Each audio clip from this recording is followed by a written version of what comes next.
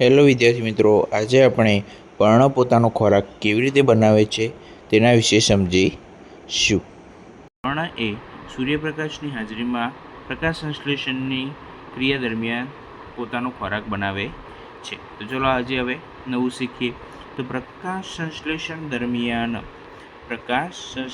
દરમિયાન પર્ણના હરિતદ્રવ્ય ધરાવતા કોષો સૂર્યપ્રકાશની હાજરીમાં કાર્બન ડાયોક્સાઇડ અને પાણીનો ઉપયોગ કરી કાર્બોદિતનું સંશ્લેષણ કરે છે. તો શેનું સંશ્લેષણ કરે છે?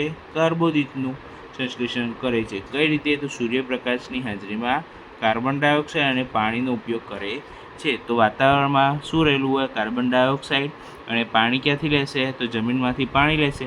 તો આ બંનેનો ઉપયોગ કરીને તે શેનું સંશ્લેષણ કરે છે? તો કાર્બોદિત પદાર્થનું સંશ્લેષણ કરે છે. આ પ્રક્રિયા સમીકરણ દ્વારા સમજીએ તો કઈ રીતે સમજી શકાય? તો કાર્બન ડાયોક્સાઇડ પ્લસ પાણી અને સૂર્યપ્રકાશની હાજરીમાં હરિતદ્રવ્યનો ઉપયોગ થઈ શું બને? કાર્બોદિત પદાર્થ બને છે. અને કયો વાયુ ઉત્પન્ન થાય છે? તો ઓક્સિજન વાયુ ઉત્પન્ન થાય છે. એટલે શું આપણે સમજી શકાય સમીકરણમાંથી? કે વનસ્પતિ કાર્બન ડાયોક્સાઇડ વાતાવરણમાંથી લે છે અને શું મુક્ત કરે છે? ઓક્સિજન વાયુ મુક્ત કરે છે. તો જો નીચે આપણને પર્ણનું અતિ સૂક્ષ્મ રીતે પર્ણનો આડછેદ આપેલો છે. તો જો પર્ણનો આડછેદ તમને બધાને દેખાતો હશે. તો જો અહીંયા નાના નાના ગોળ ગોળ રાઉન્ડ આપેલા છે, તેમાં બ્લેક કલરના શું તમને છિદ્ર જેવું દેખાતું હશે, તે શું છે? તો હરિતદ્રવ્ય છે. પછી આ બંને રક્ષક કોષો અને આ જે વચ્ચે તેમની જગ્યા દેખાય તેને શું કહેવાય છે? વાયુરંધ્ર કહે છે. જો નીચે પણ બીજી એક આકૃતિ આપેલી છે પર્ણરંધ્રની. તો પર્ણરંધ્ર શું દર્શાવે છે? તો જો પર્ણરંધ્ર જે પર્ણ હોય એને જે આ શું લાઈનો હોય તેને શું કહેવાય? શું કહેવાય? તો એ કઈ રીતનું હોય? તો પર્ણમાં જો જે અહીંયા દેખાય એ રક્ષક કોષો, જે આજુબાજુ દેખાય ટપકા જેવું શું હોય? તો રક્ષક કોષો અને આ વચ્ચેનું હોય એને ખુલ્લું પર્ણરંધ્ર કહે છે. પડી ખબર? તો ચલો આગળ જોઈએ. તો જુઓ અહીંયા પણ એક આકૃતિ આપણને સમજાવવામાં આપી છે કે પ્રકાશ સંશ્લેષણ દર્શાવતી આકૃતિ. તો જો જે આ વનસ્પતિનો છોડ દેખાય એ શું? તો પ્રકાશની હાજરીમાં સૂર્યપ્રકાશની હાજરીમાં પ્રકાશ સંશ્લેષણ દરમિયાન વાતાવરણમાંનો કયો કાર્બન ડાયોક્સાઇડ લે છે અને કયો વાયુ મુક્ત કરે છે? ઓક્સિજન વાયુ મુક્ત કરે છે. પછી જમીનમાંથી શું લે છે? પાણી અને ખનિજ ક્ષારોનું શું કરે છે? શોષણ કરે છે. અને શું મુક્ત કરે છે? તો કાર્બોદિત પદાર્થો મુક્ત કરે છે. અને આ પર્ણમાં શું રહેલા હોય છે? હરિતદ્રવ્યો રહેલા હોય છે. તો હરિતદ્રવ્યોના લીધે જ જે વનસ્પતિ હોય એ શું બનાવે? પોતાનો ખોરાક જાતે બનાવે છે. તો આ બધી પ્રક્રિયા દરમિયાન શું થાય છે? તો આ બધી પ્રક્રિયા દરમિયાન ઓક્સિજન વાયુ શું થાય છે? મુક્ત થાય છે. પર્ણમાં સ્ટાર્ચનું હોવું એ પ્રકાશ સંશ્લેષણની પ્રક્રિયા થવાનું શું કરે છે? સૂચન છે. સ્ટાર્ચ પણ એક શું છે? કાર્બોદિત પદાર્થ છે. અહીંયા જુઓ બુજોને એક પ્રશ્ન થાય છે. બુજો એક ઘેરો લાલ, જાંબલી અને કથ્થાઈ રંગના પર્ણ ધરાવતી વનસ્પતિ જોઈ તેને જાણવું છે કે શું આ પર્ણો પણ પ્રકાશ સંશ્લેષણ કરે છે? તો હા, પ્રકાશ સંશ્લેષણ કરી શકે છે. કેમ? કારણ કે એ પર્ણોમાં પણ શું રહેલું હોય છે? હરિતદ્રવ્ય રહેલું હોય છે.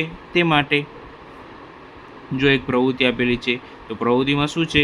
તો કુંડામાં ઉગાડેલા બે એક સરખા છોડ લો.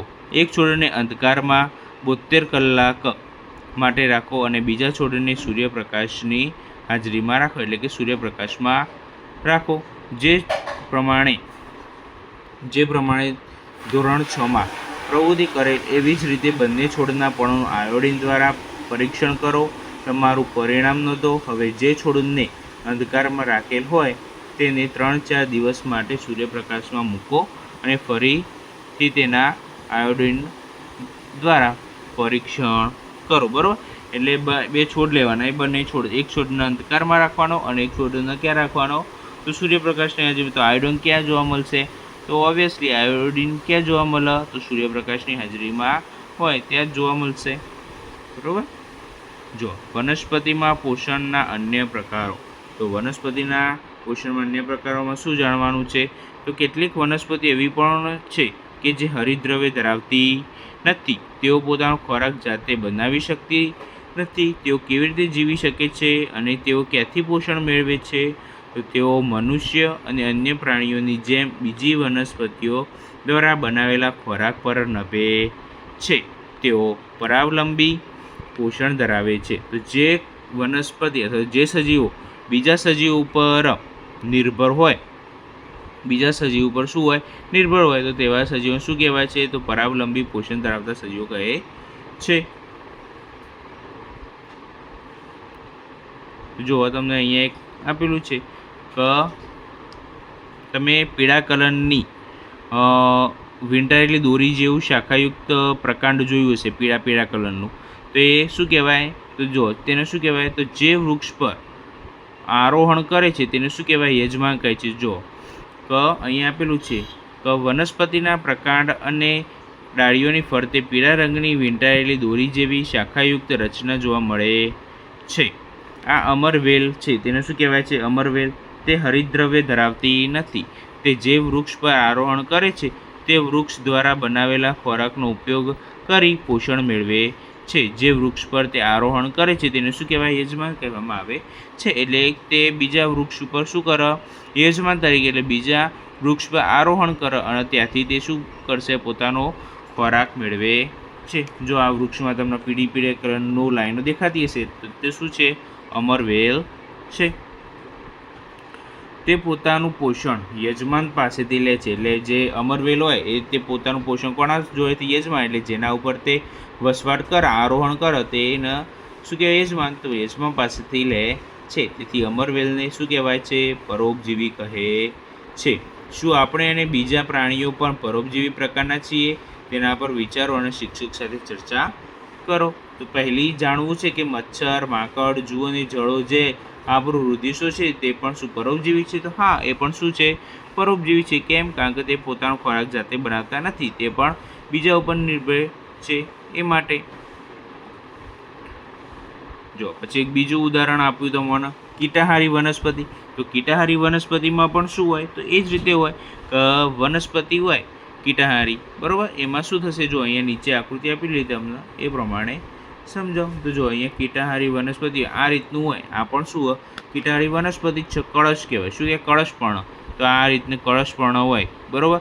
એમાં જે તમને છિદ્ર દેખાય, છિદ્રના અંદર શું થાય? જે પણ કીટાણુ કહેવાય હોય, જીવજંતુ, એ અંદર જશે અને અંદર જાય એટલે એના અંદર શું? લાળ ગ્રંથિ જેવું હોય તે ત્યાં ફસાઈ જાય અને આ ઉપર જે ઢાંકણ દેખાય શું થઈ જાય? બંધ થઈ જાય. એ રીતે તું આ પણ વનસ્પતિ શું કરે? એ રીતે તેનો એ જીવજંતુનો શિકાર કરશે અને પોતાનો શું મળશે? પોષણ મેળવે છે. પછી જો મૃતોપજીવીઓ. તો મૃતોપજીવી એટલે શું? તો તમે શાર્ક માર્કેટમાં મશરૂમના પેકેટ વેચાતા જોયા હશે. મશરૂમ શું છે? તો મશરૂમ એટલે આપણે શું કહીએ બીજી ભાષામાં? બિલાડીની છત્રી તરીકે ઓળખીએ છીએ. જો તમને અહીંયા જોવા મળતું હશે. આ શું છે? તો મશરૂમ. શું છે? મશરૂમ. વરસાદના એટલે વર્ષા ઋતુ, ચોમાસામાં તમને જ્યાં ભેજવાળું વાતાવરણ હોય ત્યાં શું તમને આ બિલાડીની ટોપ અથવા તો બિલાડીની છત્રી અથવા તો મશરૂમ જોવા મળશે, બરાબર. લાકડા ઉપર ઉધઈ આવતી હોય ને ત્યાં લાકડા ઉપર, બૂટ ઉપર જ્યાં ભેજ આવતો હોય ત્યાં શું જોવા મળે? તમને મશરૂમ જોવા મળે છે. અને મશરૂમ પણ શું ખાઈ શકાય એવી વસ્તુ આવેલી છે. તો મશરૂમના પેકેટ અને સડેલા પદાર્થો પર ઉગેલા મશરૂમ. બુજોને જાણવું છે કે આ સજીવો પોષક તત્વો કેવી રીતે મેળવે છે. તેઓ પાસે પ્રાણીઓ જેવું મુખ નથી, તેઓ લીલી વનસ્પતિ જેવા નથી, કારણ કે તેઓ હરિતદ્રવ્ય ધરાવતા નથી કે પ્રકાશ સંશ્લેષણ દ્વારા ખોરાક બનાવી શકતા નથી. તે પોતાનો ખોરાક કેવી રીતે મેળવે છે? તો કેવી રીતે મેળવે?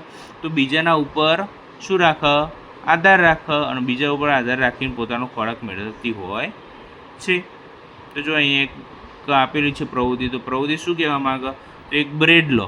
એ બ્રેડને તમે થોડા દિવસો માટે ફરી મૂકો. તો તમે થોડા દિવસ માટે એને બહારના વાતાવરણમાં તમે રાખશો અથવા તો ક્યાંક ગમે ત્યાં પેક કરીને રાખશો તો શું થશે? બ્રેડ ઉપર નાના નાના ફૂગ જોવા મળશે. શું ફૂગ? કેવા? વાદળી કલરના અથવા તો સફેદ કલરના ફૂગ જોવા મળશે, બરાબર. તો એ ફૂગ પણ શું છે? એક પ્રકારનું સજીવ જ છે. બરાબર. તો એ ફ્રૂગ જોવા મળશે. તમને રોટલી ઉપર પણ જોવા મળે. જે પણ ખોરાક વાસી થઈ ગયો એના ઉપર શું જોવા મળે? ફૂગ જોવા મળે છે. તો જો આ સજીવોને શું કહેવાય? ફૂગ કહેવામાં આવે છે. તેઓ જુદા પ્રકારે પોષણ મેળવે છે. તેઓ બ્રેડમાંથી પોષક તત્વો શોષે છે. આવા પ્રકારનું પોષણ કે જેમાં સજીવો કેવા થઈ ગયા હોય? મૃત અને સડી ગયેલ દ્રવ્યોમાંથી પોષણ મેળવે તેને શું કહેવાય? મૃત પોષિક અથવા તો મૃતોપજીવી પોષણ કહે છે. જે સજીવો મૃતોપજીવી પોષણ પદ્ધતિ ધરાવે છે તેને મૃતોપજીવી કહે છે. તો જે સજીવો મૃતોપજીવી એટલે કે સડી ગયું હોય, મળી ગયેલું હોય એમાંથી પોષણ મેળવે તેને શું કહેવાય? મૃતોપજીવી સજીવો કહે છે. જેમ કથાણા, ચામડા, કપડાં કે અન્ય વસ્તુઓ કે જે ગરમ કે હૂંફાળી એટલે કે ભેજવાળી જગ્યાઓ પર લાંબા સમયથી પડી હોય તેની ઉપર પણ ફૂગ ઉગે છે. વધારે વર્ષાઋતુ દરમિયાન તે ઘણી વસ્તુઓ ખરાબ કરે છે. ફૂગ દ્વારા ઘરમાં રહેલા જોખમ વિશે તમારા માતા પિતા વિશે પૂછો. તો જો પહેલીને જાણવા આતુર છે કે તેણીના સુંદર જૂતા જે તે ખાસ પ્રસંગમાં જ પહેરતી તે વર્ષાઋતુમાં ફૂગના કારણે ખરાબ થઈ ગયા છે કે કેમ તે જાણવા ઈચ્છે છે કે વર્ષાઋતુમાં અચાનક જ કેમ ફૂગ જોવા મળે? તો વર્ષાઋતુમાં કેમ જોવા મળે? તો વર્ષાઋતુમાં શું થાય? ભેજ આવે.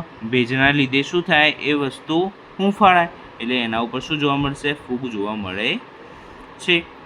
તો અહીંયા સુધી રાખીશું. આવતીકાલે બીજું ચલાવીશું.